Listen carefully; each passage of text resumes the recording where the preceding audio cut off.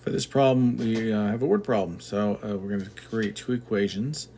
It says at 8 a.m. an airplane number 1 has an elevation of 3,500 feet and is climbing at a rate of 100 feet per minute. So this 100 feet per minute part, let me see if I can make this right. Doesn't want to write on that part. But the 100 feet per minute, that's our rate of change. That's something that's changing. The fixed part is 3,500. So that formula we're looking for, E of t for plane 1, right here, plane 1, is going to be that 100t, that's the part that's changing, and it's going up, it's ascending, plus 3,500. So that first equation should be 100t plus 3,500. The variable would go with the part that's changing. And then on plane 2, this one's a little more complicated to get because they give you the time at 8:35, the elevation 8:35. So we have to work backwards on that. So plane 2, our E of t is going to be what? Well, we know it's going to be going down. It's descending at 250 feet per minute, so negative 250 t plus that initial elevation at 8 o'clock. And so the elevation here would have been that 14,280 plus 35 minutes ago, so 35 times 250. So that's a positive 250 in this case. We're looking back because it's been descending, so going back it was higher up, ascended. And so that's going to give us 23,030 feet. Probably shouldn't have said it in 30, be technically as a math guy. 23,030 feet, so 2330.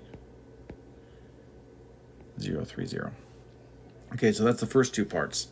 Now the second part asks one of the two planes going to be at the same elevation. So one's going up, one's coming down. So when are they going to be at that same elevation? So we set the elevation functions equal to each other.